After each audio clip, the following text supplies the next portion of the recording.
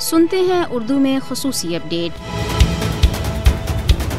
بھارت میں مودی حکومت کی جانب سے متعارف کرائے گئے متنازع زرعی قوانین کے خلاف کسانوں کا احتجاج جاری ہے، جبکہ اسے بین الاقوامی سطح پر ملنے والی پذیرائی بھارت کی مزید بدنامی کا باعث بن رہی ہے۔ بین الاقوامی شخصیات جن میں گلوکار، فنکار اور انسانی حقوق کے کارکنان سمیت مختلف سربراہان مملکت بھی شامل ہیں، بھارت میں کسانوں کے ساتھ کی جانے والی زیادتیوں پر اپنی آواز بلند کر رہے ہیں۔ سویڈن سے تعلق رکھنے والی ماحولیاتی کارکن گریٹا تھنبرگ نے اپنے حالیہ ٹویٹ میں کہا کہ وہ بھارتی کسانوں کے احتجاج میں ان کے ساتھ ہیں، جبکہ امریکی گلوکارہ ریحانہ نے بھی اپنے ٹویٹ میں بھارتی کسانوں کے ساتھ اظہار یکجہتی کیا ہے۔ بھارت میں کسانوں کا اپنے حقوق کی واگزاری کے لیے احتجاج جاری ہے، مگر انتہا پسند حکومت اس بات پر زور دے رہی ہے کہ مجوزہ قوانین سے کسانوں کی زندگی بہتر ہوگی۔ یاد رہے کہ سن 2016 میں وزیر اعظم نریندر مودی اور ان کی پارٹی بی جے پی نے وعدہ کیا تھا کہ 2022 تک وہ کسانوں کی آمدنی کو دگنا کر دیں گے، لیکن زرعی اجرت سے متعلق اعداد و شمار کے مطابق 2014 کے بعد سے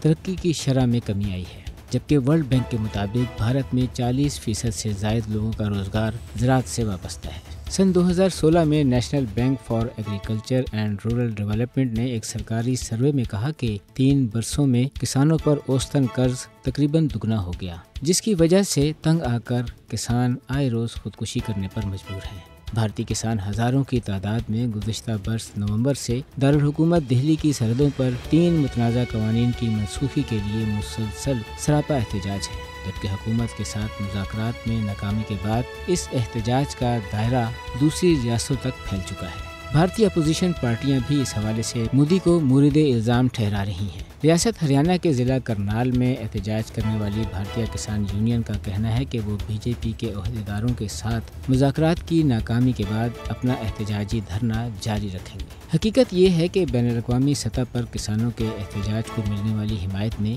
بھارتی حکومت کو بوکھلاہٹ کا شکار کر دیا ہے اور وہ کسانوں کے احتجاج کو طاقت کے استعمال سے ختم کرنا چاہتی ہے۔ 2014 میں مودی حکومت کے برسر اقتدار آنے کے بعد سے ہی بی جے پی حکومت پر استحصالی قوانین بنانے کے حوالے سے تنقید ہو رہی ہے۔ ان پالیسیوں سے واضح ہوتا ہے کہ بھارتی حکومت کسانوں سے روٹی کا نوالا بھی چھین کر انہیں موت کے منہ میں دھکیلنا چاہتی ہے، جبکہ دوسری طرف سرمایہ دار طبقہ دولت دونوں ہاتھوں سے لوٹ رہا ہے۔ نئے زرعی قوانین سے بھارتی کسانوں کی حالت زار مزید ابتر ہونے کا خدشہ ہے، اسی لیے وہ اس بات پر یکسو ہیں کہ جب تک نئے استحصالی زرعی قوانین منسوخ نہیں کر دیے جاتے، ان کا احتجاج جاری رہے گا۔